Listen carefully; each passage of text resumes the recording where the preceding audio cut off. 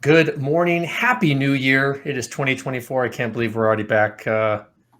It's January 2nd, Right. and we are back with professional insights brought to you in part by the National Referral Network, where we have conversations with professionals to not only help elevate other professionals, but also the viewer as a business owner and individual. And this morning we have Jim Sandy, author and president of Rev Boost.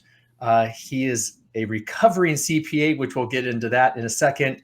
But good morning, Jim. Happy New Year. How are you? Good morning, Mike. Happy New Year to you. I'm doing awesome. It's Rev Boost Advisors. Rev Oh, Boost yes. I Advisors. Yep. apologize. What Rev Yep. Boost Advisors? Actually, the link is below. So even if I did mess it up, I do have the correct link below. This morning, we're going to talk about some clarity. We're going to talk about business overwhelm. We're going to have a pretty good discussion this morning, especially being the first of the year as business owners get ramped up again after their winter break. Really get some clarity. How do you accelerate the business? So, Jim, I want to start off real quick. Your journey and your experience in helping business owners achieve clarity and reduce that overwhelm, where do you fit in? Where do I fit in? Yeah, I mean, just significant experience in owning my own business over the years. I mean, almost 30 years of business ownership experience. Mixed in there, I've also have plenty of experience working with large entities with PricewaterhouseCoopers when I was with them as a consultant, and then so many different things. Six Sigma. I'm a CPA here in North Carolina, so tons of certifications, tons of hands-on experience from big companies to small companies and even private ownership. So plenty there. Now, one of the things that we talked about, and we're going to talk about is this idea of overwhelmed. Yep. And I know just was starting my business before I became a part of the National Referral Network and Protection Point Advisors was this working in the business and on the business at the same time, which can be very challenging. What are some of the common signs that a business owner is overwhelmed, and how do they recognize this if they don't even know what questions to ask? Yeah, great question. So typically, is if you take your work home with you, if you're thinking about it, meal when you're sitting here with your family, you're probably doing a bit too much. If thinking about your business constantly is a good thing, but it can also be a double-sided sword there. Also, it's just a matter of stress levels. Are you aware of what your body feels like and what your mind feels like, and so forth? Typically, you're operating outside your normal range. Within the business, though, how are you communicating with your customers? How are you communicating with your employees? Are they common? Are they comfortable interactions, or are they not? Those are the softer signs. The bigger signs that you can see from overwhelm is that are you growing? Is your business growing? Are you meeting your objectives? What's your cash flow look like? Are your employees turning over? Are you able to maintain the client relationships that you have that are good? Are you losing them? Are you keeping them? So all those things are indicators that there's something wrong within your business. And typically you're wearing your business too much as an employee and not as a CEO. You're not directing the strategic direction of that business. Now, you mentioned one thing, and this is, we like to keep these conversations short, but Jim, I mentioned to you at the beginning before we got on here, sometimes I go a little bit long because of these conversations. You mentioned a key thing, and I just wrote an article about this difference between cash flow and profit, right? And I don't want to go too deep into this, but how does somebody recognize that they're growing maybe profit wise, but they're not cash flow growing? Yeah, a big indicator is, are your projects paying your bills? So are you stealing from another project to pay your current project expenses? Do you have vendors that are calling and you're delaying them? There's cash management. There's good cash management strategies, and then there is just not paying your bills because you don't have the cash flow to do so. Are you paying yourself first as the owner of the company? There's different things here that are markers that a good company has, and those are a few indicators.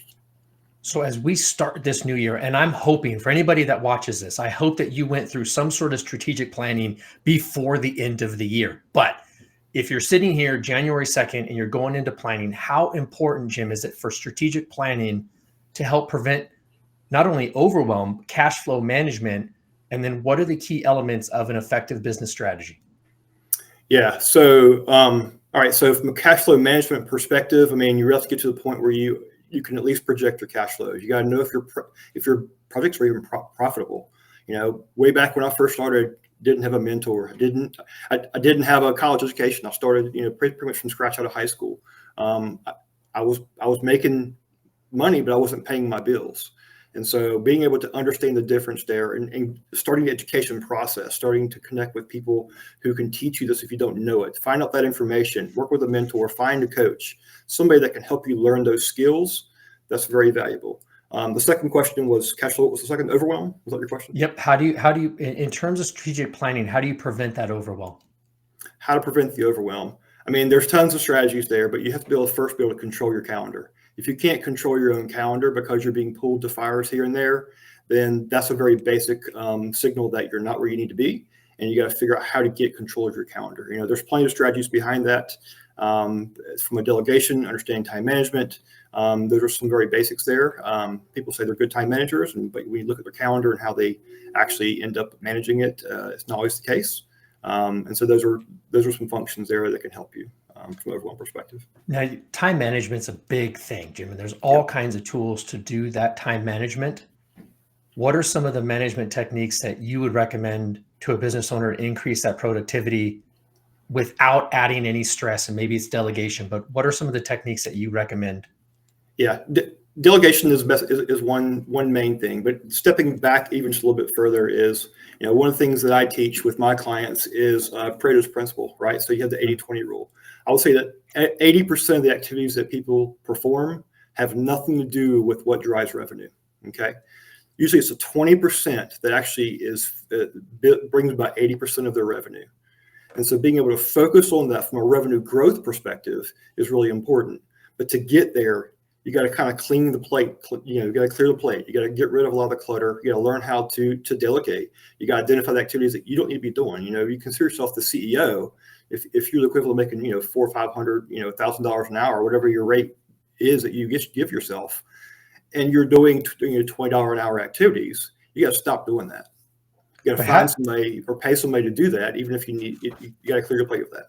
No, Jim, and I appreciate that, right? Because there's a lot to that. But in your experience, how does somebody gain the clarity of what that 80% versus 20% is? Yeah. So there's buckets of activities. And so being able to sit down, take time to work on your business and write down the activities that you perform. Okay. First of all, focus on a project. What activities need to be done to build that project out and to complete it successfully, you know, on budget, in time. And then write down all the activities that you also do separate from that. And then figure out which of those activities overlay that. You know, if you're actually a small business where you have 1 or 2 people working for you and you're in the field all the time, then you need to perform those activities that actually work on that project. But if you're a strategic manager and you have crews working for you, or if you have other types of businesses where you have employees working for you, then you should not be dropping down into those lower levels of activities. And so being able to differentiate those activities are important. You should be growing your business. You should be strategically aligning your business. You should be creating a business that you eventually want to sell or to move on to your heirs. And so identifying those activities is really important. So, and I think that's one of the, I guess in my head, and this is working with business owners and the struggles that I see, and I certainly don't work with them nearly at the level that you do, but this mindset of nobody can do it as I can do it, right? That ego that gets in the way. How do you get somebody out of that paradigm into this paradigm of actually being a CEO? Because there's a difference, right? Yes. How do you help them, or what are some of the steps that they can take on January 2nd today that can get them from that employee of their company to a CEO mentality? Yeah. Well, it's definitely a mindset shift. And so really it's not an overnight fix, just to be straight up. So it seems like there could be some easy concepts that throw out there, but it takes time to kind of educate yourself and to reacclimate your entire business. And so being able to understand where you fit in the competence model is a great way that I help clients to understand this. And so if you're not familiar with the competence model, basically think of a matrix with 4 boxes. You know, quadrant 1 up here, you have the idea of unconscious incompetence. And so this is stuff that you don't know what to do from a skill perspective, and you don't know that you need to do it or how to do it. Okay. If you drop down to quadrant 2 right below it, then you have what's called conscious incompetence. And so this is what you're aware of the skill that you have, but you're not proficient in it. Moving over to quadrant 3 is conscious competence. This is where you know the skill and you can perform it with high quality, And then moving up to quadrant 4 is unconscious competence. This is where you want to eventually be for you and for your employees. And so what does this mean? This means that you've mastered the skill and it performs automatically, right? So and it's like tying your shoe. Exactly right. Tying your shoe, riding a bike, all those types of analogies work really well here. But you want to have that in your business. And so a lot of proprietors, I find, they're really good at their trade, right? They're really good at their trade. Say they're a plumber. They know code, they know how to go out there and pipe fit, and so they're resting easily in quadrants 3 and 4. But they don't know how to manage the business. They don't know how to manage employees. They don't understand how to manage the cash flow. They don't know how to manage their schedule. There's just a handful of things on the top of the bat. And so they're operating in 3 and 4 in their main thing that they know, but they don't have the other ones. And so they're overwhelmed by what's in buckets 1 and 2 because they know there's stuff out there they should be doing, and there's stuff they should be doing they're not doing. And so helping them to get grasp on that and to go put action plans in place, to delegate, to remove activities that don't even need to be done. Those are really important factors. Now, in this process, Jim, I am assuming that when you start getting clarity on these different buckets, you're going to get some clarity on the financial side of it. So in your experience, how does the financial clarity contribute to reducing the overwhelm? Well, just think about our own personal accounts, right? When our checking accounts have big numbers in them, we don't have a lot of overwhelm because we know we can weather the storm. And that's the issue, is that most small businesses are managing on shoestring budgets. Most of them are undercapitalized when they first start. Mm-hmm. That's where my businesses were. I know that area very well. And so therefore you are robbing Peter to pay Paul, right? That takes a long time of very deliberate planning and effort to build that account up. And so let's assume that you're in a good place there and that you're managing well. Then there's ways that we can fine tune that to make sure your cash flow is correct, that you're making money on your projects, that you're investing in your future, that you're investing in your 401k as a business owner, that you're doing all these things to help plan for the future. You're not living day to day, week to week, like your employee paycheck to paycheck. So you mentioned the growth, and I think this is one of those things where a lot of people experience this rapid growth. And so as a business owner, and I know this is kind of getting a little bit farther down the road here, but how does a business owner manage that rapid growth or significant changes that helps prevent the overwhelm, right? Because if you put everything in line, there's always something that breaks down the road, right? There's always a kink in the chain. Yes. So how does a business owner manage that rapid growth and understand that things are going to break, and then how do they fix them if they don't know if they're still in that unconscious incompetence? Mm-hmm. How do they know what questions to ask? Yeah. Well, they need to educate themselves some way, to be simple. So they need to spend time on their own out there researching and how to do it, or they can contact a professional. A professional that already has that experience, that knows how to navigate a company of their type and can help guide them through that process. Those are really the two solutions. The end solution is they need education on how to do it, and they need tools to be able to do it as well. That get the question? Yeah. So and which is a great answer, Jim, because I don't mean to pick on CPAs, but I do it a lot, and I say that I don't mean to pick on them, but I do. I mean to pick on them a lot. Yeah. And I know that you're a CPA, but I also understand you're different than most of the CPAs that we talk to, and most CPAs that the viewers are going to work with. They are not proactive in helping their clients achieve the things that we talked about. And sometimes they put them on such a pedestal that they don't want to go against them. So how does a business owner working with a CPA that is really more of a happy historian than a business-oriented partner, how do they get the questions answered if a CPA is just going to kind of shrug their shoulders and be like that's not, I don't do that? Right.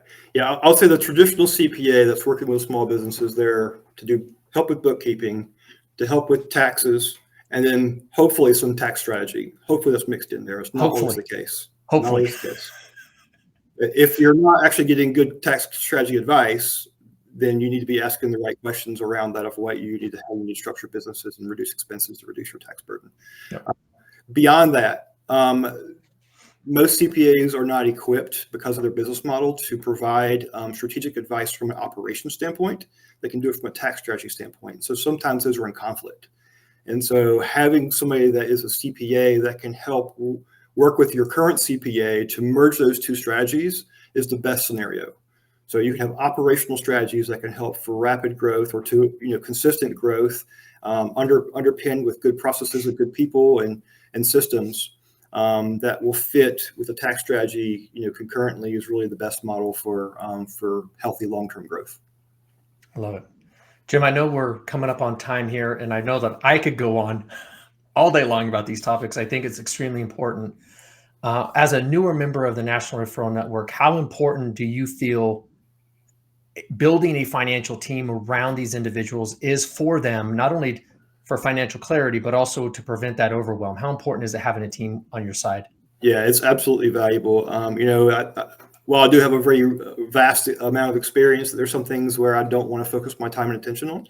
There are things where I don't have any idea. And so having professionals in place to be able to support those areas to help bring a holistic solution to my clients is extremely valuable. And so access to this network has been beautiful so far, and I'm looking forward to growing that team around me further. Well, we appreciate you being here. Any final thoughts, Jim, as we wrap up the show, and obviously as we get the new year started? There's a lot of need out there in business world as a whole. We are overwhelmed with all that we do, and learning how to manage and navigate that process to business success is really important. And so again, educate yourself as a business owner on what you need to do. And if you're working 80 hours a week already, talk to a professional, and they can help you navigate those waters.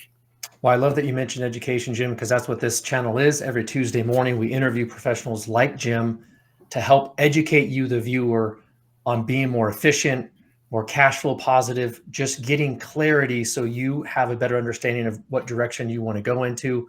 So, Jim, thank you very much. Wish everybody a happy new year. If you have any questions, please leave a comment. All the links and everything below. Subscribe, share. You know the routine. But thank you. Have a great new year, and we'll talk to you next week.